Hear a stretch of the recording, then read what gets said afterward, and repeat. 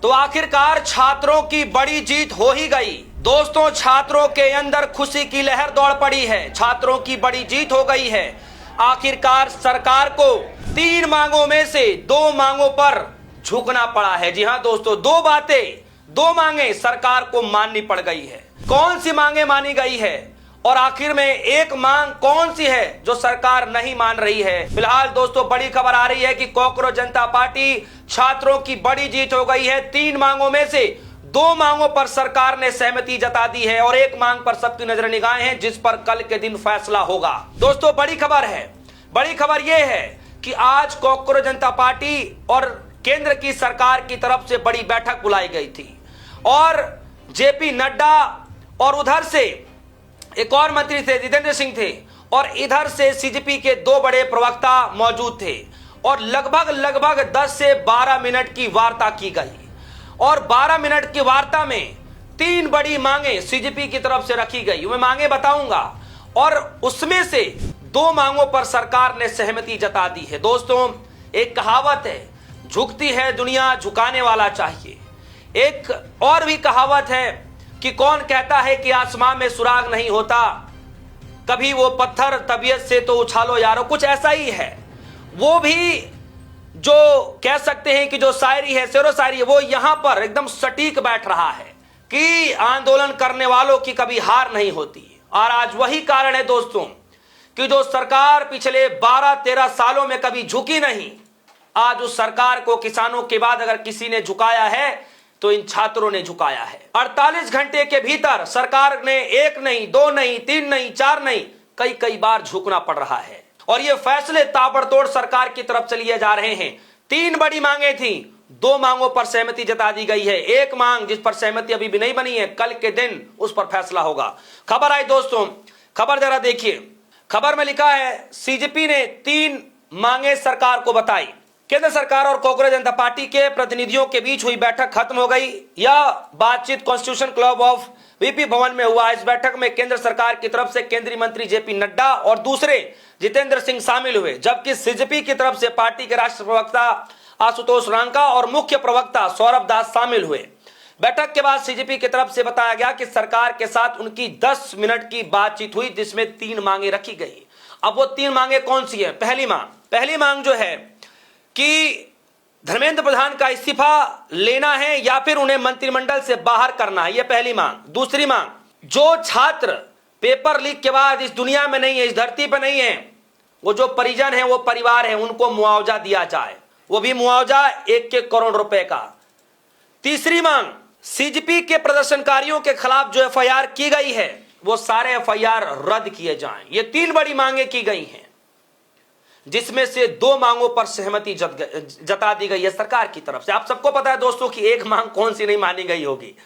अगर वो मांगे मान ली गई होती तो आज ही बोरिया बिस्तरा बांध करके कॉकरोच चले गए होते। तो मुझे बताने की जरूरत नहीं है वो तीसरी कौन सी मांग थी।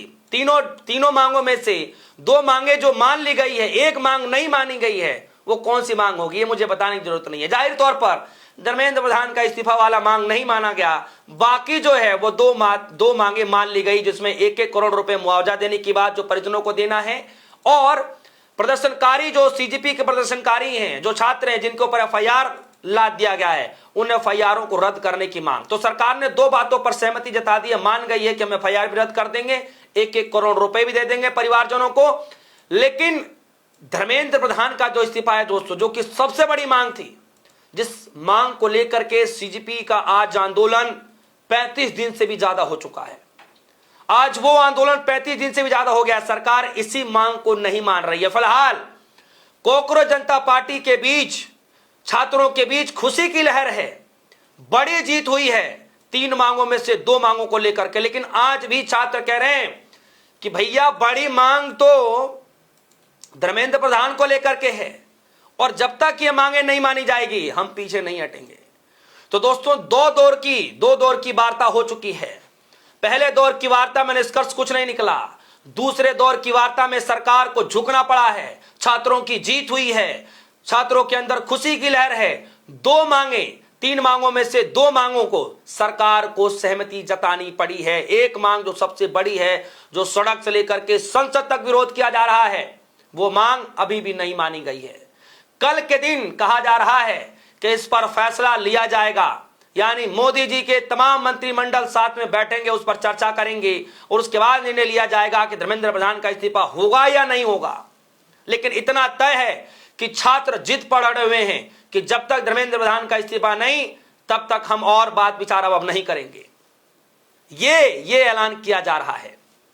वैसे भी जब सीजेपी की तरफ से दो बड़े प्रवक्ताओं को जब भेजा गया सरकार के पास बातचीत करने के लिए, तो अभिजीत दीपके ने खुले मन से कह दिया था कि बिना धर्मेंद्र प्रधान के इस्तीफे के कोई बात नहीं होगी।